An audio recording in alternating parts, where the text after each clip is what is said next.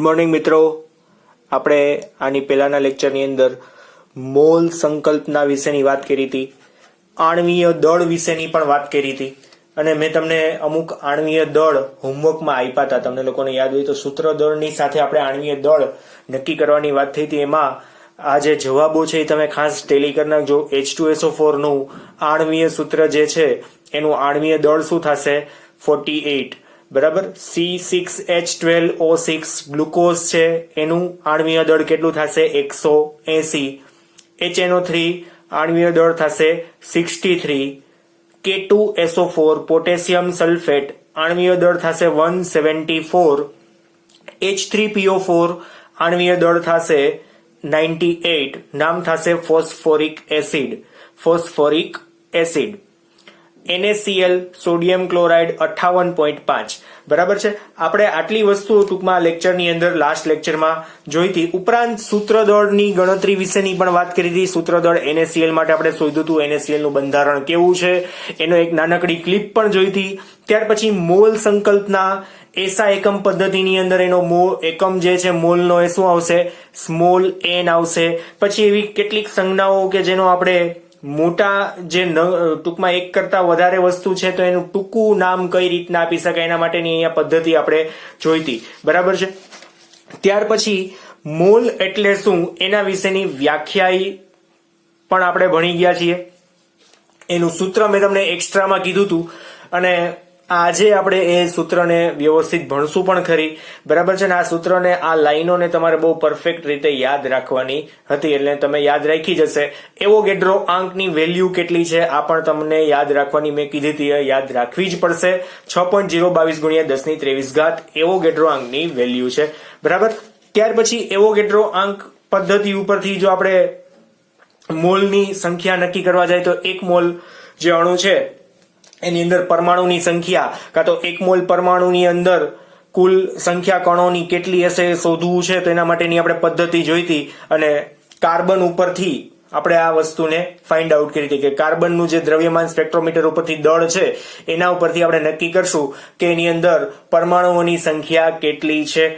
એક કાર્બન 12 ની અંદર કાર્બનના પરમાણુની સંખ્યા કેટલી તો કેટલી થશે? એવોગેડ્રો આંક જેટલી થશે. બરાબર છે.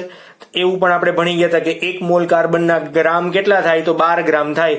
બરાબર. તો એના માટે અહીંયા આપણે લખ્યું હતું કે ભાઈ 1.992648 × 10 - 23 જો કાર્બન હોય તો એક પરમાણુ થાય તો 12 ગ્રામ કાર્બન હોય તો કેટલા પરમાણુ થાય તો 12 ના છેદમાં શું થઈ જાય? 1.992648 × 10 - 23. બરાબર. આ બેનો ભાગાકાર કરો અને 10 - 23 થી ઉપર જાય તો શું થઈ જાય? +23 થઈ જાય. એટલે આપણને જવાબ આવી જાય 6.022 × 1023. એટલે આપણે આને પ્રમાણિત ગણી લીધો છે કે ભાઈ એક મોલ પરમાણુ કોઈ પણ હોય તો એની અંદર કણોની સંખ્યા કેટલી તો ભાઈ 6.022 × 1023 એટલે કે એવોગેડ્રો આંક જેટલી સંખ્યા થશે. હજુ આપણે વધારાના એક્ઝામ્પલ જોઈએ લેક્ચર 13 ની અંદર એટલે તમને લોકોને વધારે ખબર પડશે. જો આપણે લેક્ચરમાં ત્યારે શું શીખાતા કે એક મોલ કાર્બન પરમાણુ, શબ્દ સાંભળજો, એક મોલ કાર્બન પરમાણુ ના ગ્રામ કેટલા હોય? 12 ગ્રામ હોય. આ નો લખીએ તો પણ આગળ શબ્દ એક લાગી ગયો ને, કોઈ પણ વસ્તુની આગળ, કોઈ પણ પદાર્થની આગળ એક એવો વર્ડ લાગી ગયો એક મોલ, તો એના પરમાણુની સંખ્યા પૂછી હોય. એક મોલ પરમાણુ કીધો છે તો એની પરમાણુની સંખ્યા કેટલી? એવોગેડ્રો આંક જેટલી કે ભાઈ 6.022 × 1023 કાર્બન પરમાણુ થાય. હવે આપણે એવું લખીએ છીએ એક મોલ પણ શું? હાઇડ્રોજનનો અણુ. એક મોલ હાઇડ્રોજન અણુ છે, H2 સ્વરૂપે છે. જો એકલો H નથી, H2 સ્વરૂપે છે. જો H2 સ્વરૂપે હોય તો પણ આગળ શું લાગ્યું છે? એક મોલ. તો અહીંયા આપણે પાછળ પરમાણુનો ઉપયોગ કર્યો તો અહીંયા એક મોલ પરમાણુ તો એની સંખ્યા કેટલી તો 6.022 × 1023 કાર્બન પરમાણુ. અહીંયા આપણે શું ઉપયોગ કર્યો છે? અણુનો. તો અહીંયા પણ જવાબમાં શું હશે? 6.022 × 1023 સેમ એજ. પણ અણુની સંખ્યા, અણુ હોય તો અણુની સંખ્યા, પરમાણુ હોય તો પરમાણુની સંખ્યા, બે એક જ થાય. અણુ હોય અને પરમાણુની સંખ્યા નક્કી ન કરવાની એટલે એવું પછી વધારાનું ન નક્કી કરતા. બરાબર છે. અણુ હોય તો અણુની સંખ્યા મળે, પરમાણુ હોય તો પરમાણુની સંખ્યા મળે. પણ મળે કેટલી? આગળ એક લખ્યું એટલે એવોગેડ્રો આંક જેટલી મળે. બહુ સિમ્પલ છે. હજુ આયન માટે પણ લાગુ પડે છે. તમને લોકોને આયન તો ખબર છે ને, કોઈ એક તત્વ ઇલેક્ટ્રોન ગુમાવે તો એની ઉપર ધન આયન આવે, કોઈ એક તત્વ ઇલેક્ટ્રોન મેળવે તો એની ઉપર ઋણ આયન આવે, એટલે કે પ્લસ અને માઇનસ જે નિશાની છે એને આયન કહેવાય, બરાબર. પછી ધન પણ હોય અને ઋણ પણ હોય. તો 1 મોલ Na+ એટલે કે શું, સોડિયમ આયનની અંદર જેના આયનોની સંખ્યા કેટલી હશે, 1 મોલ સોડિયમમાં આયનોની સંખ્યા કેટલી, તો કે ભાઈ એવોગેડ્રો આંક જેટલી આયનની સંખ્યા થાય. જો અહીંયા પાછળ આયન લખ્યું છે તો અહીંયા પણ શું આવશે, આયન જ આવશે. પછી તમે અહીંયા આયન લખ્યું અને અહીંયા અણુ કરી નાખો તો એ ખોટું પડે, બરાબર છે. આયન કીધું છે તો આયનની સંખ્યા પણ કેટલી, પણ આગળ શબ્દને વાંચવાનો, 1 મોલ કીધું હોવો જોઈએ. 1 ના બદલે 2 થઈ ગયો હોય તો અહીંયા ગુણાકારમાં 2 લખવા પડે વધારે. કોના ગુણાકારમાં, આની આગળ ગુણાકારમાં 2 લખવા પડે. સેમ એઝ હજુ એક વધારાનું, હજી એક ચોથી પોસિબિલિટી છે, 1 મોલ ઇલેક્ટ્રોન. તો ઇલેક્ટ્રોનની સંખ્યા, 1 મોલ ઇલેક્ટ્રોનમાં ઇલેક્ટ્રોનની સંખ્યા કેટલી, તો 1 મોલ ઇલેક્ટ્રોન હોય ને તો એની અંદર ઇલેક્ટ્રોનની સંખ્યા થશે 6.022 × 10⁻². શું, ઇલેક્ટ્રોનની સંખ્યા. ઇલેક્ટ્રોન પૂછ્યું છે તો ઇલેક્ટ્રોન, પણ આપણે આગળ કોના જોઈએ છીએ, આ 6.022 કોના લીધે લખીએ છીએ, આગળ શું લખ્યું છે, 1 મોલ લખ્યું છે. એટલે જો આ 1 ના બદલે દરેક જગ્યાએ 2 લખ્યું તો આ દરેકની આગળ ગુણાકારમાં આપણે શું મૂકવો પડે, 2 મૂકવા પડે. સમજાય છે? એટલે બમણું થઈ જાય, બીજું કાંઈ જ નહીં. 2.5 હોય તો 2.5 ગણું થઈ જાય, 3.5 હોય તો 3.5 ગણું થઈ જાય, બરાબર છે. ગુણાકારમાં મૂકતું જવાનું છે, બીજું કાંઈ નથી આમાં. ત્યાર પછી જોઈએ હજુ એક, 1 મોલ H2O આખે આખું અણુ છે, 2 જુદા જુદા તત્વોથી બનેલો અણુ.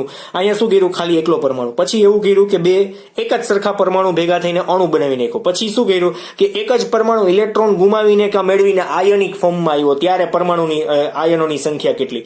પછી આપણે એવું કહે કે ભાઈ હવે ઇલેક્ટ્રોનની તમે સંખ્યા જણાવો, બરાબર. અને હવે એવું કીધું કે જુદા જુદા પરમાણુ ભેગા થઈને એક અણુ બને છે. એક સરખાના બદલે અહીંયા શું કીધું, જુદા જુદા છે, પણ છે કેટલા, 1 મોલ જ છે.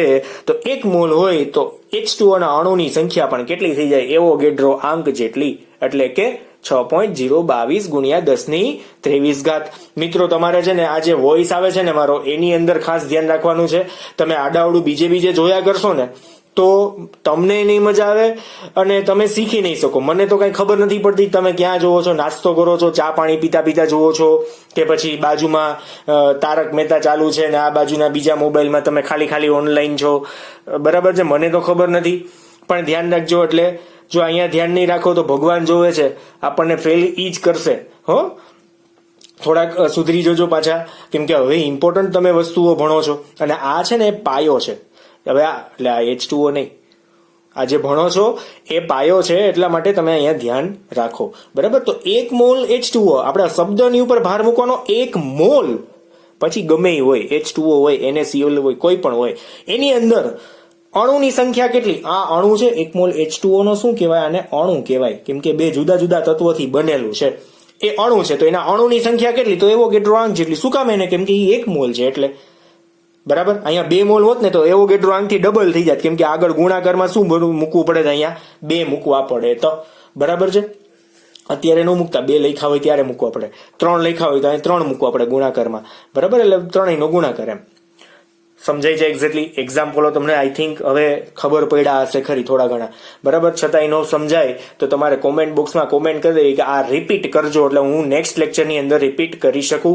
અધરવાઇઝ આપણો જ્યારે ડાઉટ સેશનનો લેક્ચર ગોઠવાય ને ત્યારે પણ હું તમને આ રિપીટ કરીને સમજાવી પણ શકું, બરાબર છે મિત્રો. હવે આપણે આગળ વધીએ, થોડુંક સૂત્ર ઉપર જઈએ.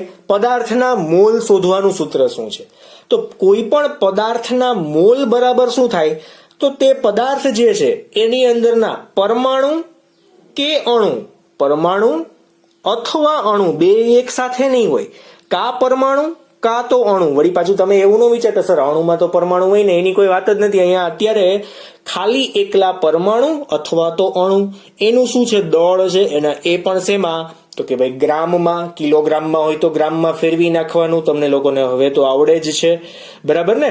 1 કિલો એટલે કેટલા ગ્રામ, 1000 ગ્રામ, બરાબર છે. આવડશે ને આટલું તો, હા તો વાંધો નહીં. ત્યાર પછી શું આવશે, પરમાણુ કે અણુનું દળ, એના છેદમાં શું આવશે, તો પરમાણવીય કે આણવીય દળ, પરમાણવીય કે આણવીય દળ. હવે તમે પરમાણવીય દળ માટેનું તો કોષ્ટક મારી પાસે શીખી જ ગયા હતા ને, યાદ આવ્યું કે નહીં, પેલા જ મેં કીધું હતું 1 થી 20 તત્વોના પરમાણુ ક્રમાંક, આ એની સંજ્ઞા અને આ એમના દળ છે જે તમારે પાકા કરવાના છે. હવે એનો ઉપયોગ આવ્યો છે એટલે તમને નહીં આવડતા હોય તો અઘરું પડશે, બરાબર છે. એટલે હવે તમારે આને શું કરવા પડશે, બહુ વ્યવસ્થિત પાછા પાકા કરવા પડશે. જો ન યાદ હોય તો આવડે છે ને કોને બહુ વેરી ગુડ, બધાને જે લોકોને આવડે છે એ લોકો માટે વેરી ગુડ, સ્ટાર એ લોકો માટે, આમ 4-5 સ્માઇલી પણ એના માટે. પણ નથી આવડતું ને એ બધા એ પાકા કરવા પડશે, કેમ કે હવે જ્યારે મોલની વાત આવશે ને ત્યારે દરેક આણ્વીય દળની આપણે જરૂર પડશે, બરાબર છે મિત્રો.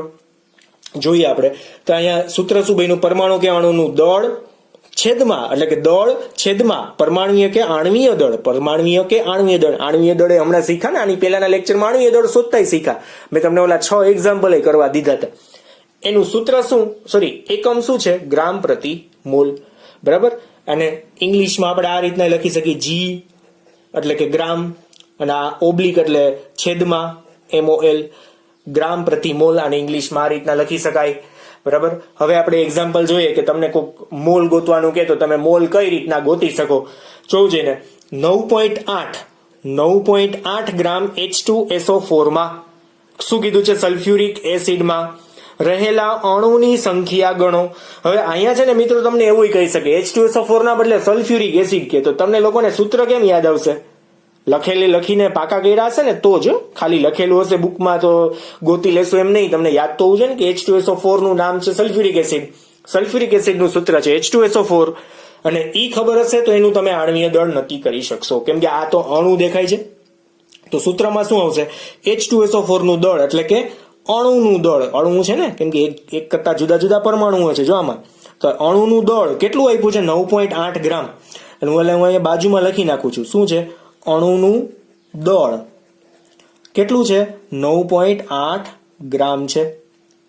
કેટલું છે, 9.8 ગ્રામ, બરાબર. હવે H2SO4 નું આણ્વીય દળ, તો આણ્વીય દળ તમે પહેલા જ ગણી લીધું છે, કેટલું છે, 98 છે.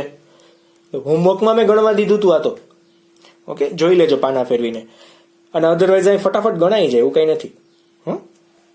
એટલે દળ કેટલું છે, 9.8, અહીં લખ્યું, અણુનું દળ કેટલું, 9.8, આણ્વીય દળ કેટલું, તો કે ભાઈ 98, બેનો ભાગાકાર કરીએ તો જવાબ શું આવે, 0.1. કેલ્ક્યુલેટર છે ને, 9 હોય તો 98/98, આને છે ને આપણે 9.8 ને આવી રીતના લખી નાખાય ટૂંકમાં, 9.8 બરાબર 98 ગુણ્યા 10⁻1 આવું લખાય, આવું આવડવું જોઈએ.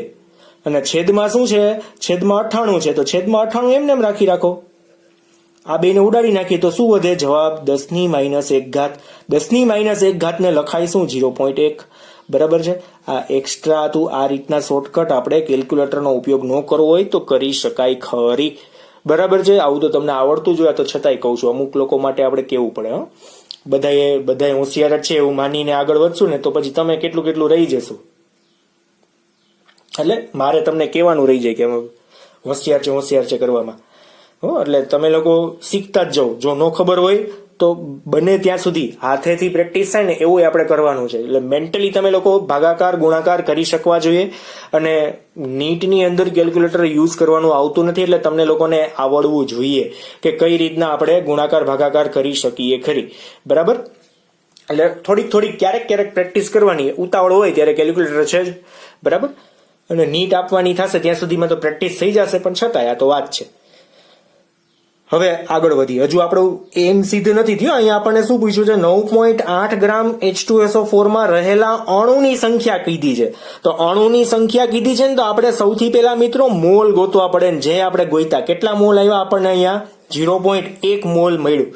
પણ તમને લોકોને ખ્યાલ છે કોઈ પણ પદાર્થ 1 મોલ હોય ને તો એના અણુની સંખ્યા કેટલી, એવોગેડ્રો આંક જેટલી થાય. એટલે મેં લખ્યું 1 મોલ H2SO4 બરાબર શું થાય, 6.022 ગુણ્યા 10⁻23 અણુઓ એની અંદર હાજર છે. પણ આપણી પાસે મોલ કેટલા છે, 0.1 મોલ જ છે. કોણ, H2SO4. તો 0.1 મોલ હોય તો અહીંયા શું કરવું પડે, 0.1 મોલ H2SO4 બરાબર શું થઈ જાય, તો આ જે સંખ્યા છે ને એની ગુણ્યા શું કરી નાખવાનું, આના ગુણ્યા 0.1 કરી નાખવાનું. તો જવાબ શું આવશે, 10⁻22. આ તો સોલ્યુશન આવડે ને, બરાબર ને. કઈ રીતના કર્યું હશે, 6.022 ગુણ્યા 10⁻23 તો હતું, આના ગુણ્યા આપણને 0.1 કરવાનો કીધો, તો આ બેનો ગુણાકાર કરી નાખો. એટલે જવાબ શું આવશે ખબર છે? કંઈક આવો જવાબ આવશે 0.6022 ગુણ્યા 10⁻23 આવો તમને જવાબ આવશે. આ જવાબ આવે ને એનું શું કરી નાખવાનું? આ પોઈન્ટ ને ફરી પાછો આપણે એની જગ્યાએ લઈ જાય. 0.22 ગુણ્યા 10 અહીંયા શું થઈ જાય? 23 ના બદલે શું થઈ જશે? હવે માત્ર ને માત્ર 22 થઈ જશે, કેમ કે એક પોઈન્ટ આમ ઊંધો ચાલ્યો ને, આ બાજુ ચાલ્યો. બરાબર, એક પોઈન્ટ છે એ જો જમણી બાજુ હાલે ને તો અહીંયા બાદબાકી થશે, ડાબી બાજુ હાલે તો સરવાળો થાય. બરાબર છે? આ તો તમને લોકોને ખ્યાલ જ છે. એટલે આને આપણે ફરી પાછું બોક્સ કરી નાખીએ. બરાબર છે? એટલે આ ખબર હોવી જોઈએ આ મૂલ્ય ક્યાંથી આવ્યું 10⁻22 તો આ રીતના આવ્યું. બરાબર, આ પોઈન્ટ ને મેં શું કર્યું? આ બાજુ ફેરવ્યું ને એટલે અહીંયા 22 થઈ ગયા. એક પોઈન્ટ જ આગળ વધાર્યો છે. બરાબર, એટલે 23 ના બદલે શું થઈ જશે? ત્યાં 22. જવાબ ખબર પડી ગઈ. અણુની સંખ્યા શું? તો આપણો જવાબ શું રહેશે? આ આન્સર કયો છે? 0 પોઈન્ટ ખાલી મોલ મળ્યા. મોલ ઉપરથી આપણે શું ગોતવાનું છે? અણુની સંખ્યા. કઈ રીતના ગોતી? પેલા મોલ મેળવ્યા, મોલ ઉપરથી અણુની સંખ્યા મળી ગઈ. અને અણુની સંખ્યા કેટલી હોય? એવો ગેડ્રો આંક જેટલી. બરાબર છે? હું એકને એક વસ્તુ ચાવીને એટલે કહું છું તમારા મગજમાં ઉતરી જાય, તમને સવાલ બાકી ન રહેવો જોઈએ. બરાબર, અને સવાલ તમે કોમેન્ટ બોક્સમાં લખી શકો છો, અધરવાઇઝ ફોન પણ મને કરી શકશો અને વોટ્સઅપની અંદર એ મોકલી શકશો કે ફોટો પાડીને મોકલી દેવાનો કે આ જગ્યાએ મને ડાઉટ હતો. માર્ક કરવાનો ક્વેશ્ચન માર્ક અને ફોટો પાડીને મને વોટ્સઅપ કરી દેવાનો. એટલે તમને લોકોને સીધો એનો જવાબ એટ એ ટાઈમ હું તમને ત્યારે જ આપી દઈશ. બરાબર છે? મારી પાસે જો સમય હશે તો હું તમને ત્યારે ને ત્યારે સીધો મેસેજ કરી દઈશ કે આનો આન્સર આ રીતના હોય. બરાબર, ત્યાર પછી આગળ વધીએ. મોલર દળ એટલે શું અને તેના ઉદાહરણ આપો. તો પદાર્થના 1 મોલનું ગ્રામમાં દર્શાવેલ દળ. કોનું? પદાર્થના 1 મોલનું ગ્રામમાં દર્શાવેલું દળ એને આપણે શું કહેવાય? મોલર દળ.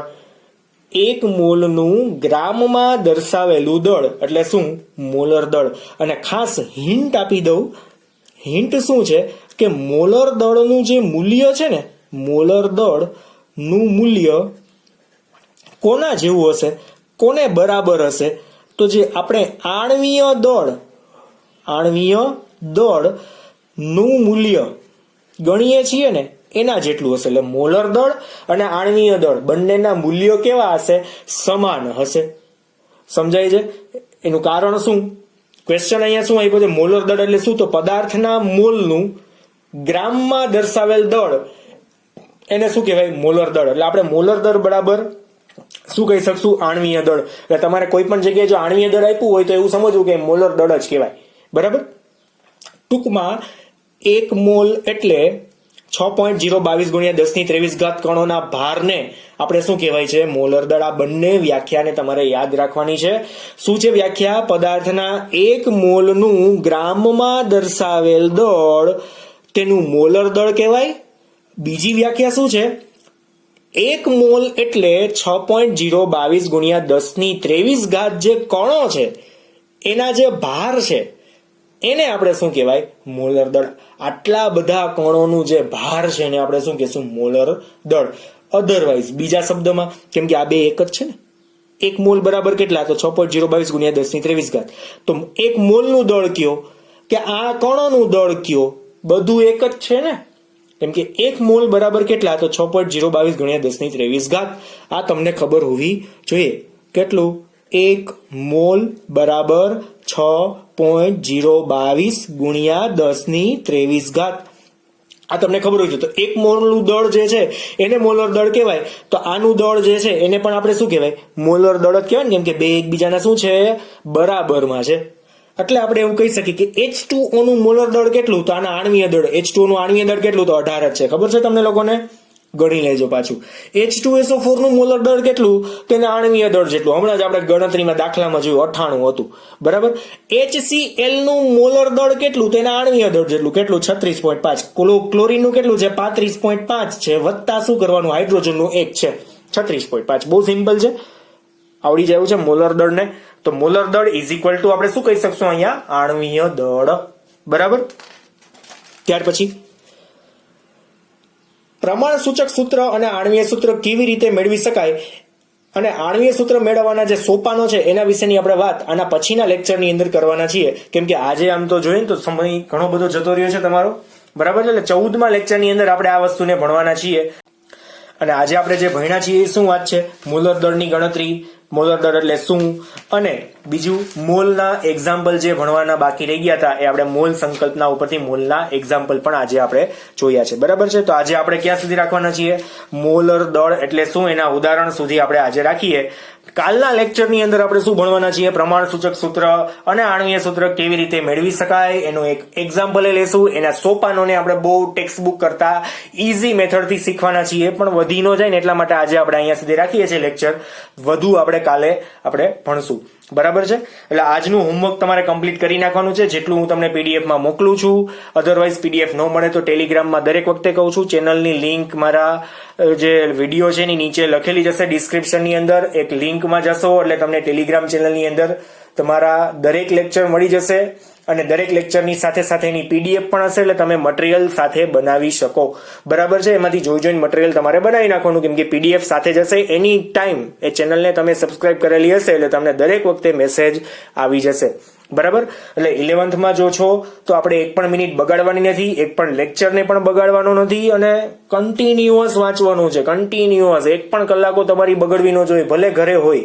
બરાબર છે? અને નાસ્તો કરતા કરતા અને કઈ પણ બીજે ધ્યાન હોય અને લેક્ચર ચાલુ હોય એવું થાય નહીં. ખાસ ધ્યાન રાખવાનું. આપણું કોન્સન્ટ્રેશન ક્યાં હોવું જોઈએ? નોટ, પેન અને વિડીયોની અંદર, અને ઇયરફોન બને ને તો યુઝ કરવા. એનાથી શું થાય કે આમ આજુબાજુમાં કોઈ અવાજ થાય ને તો તમને સમજાય કે તો સંભળાય નહીં. બરાબર છે? એટલા માટે કહું છું. બરાબર? તો આજે આપણે અહીંયા સુધી રાખીએ. Thank you.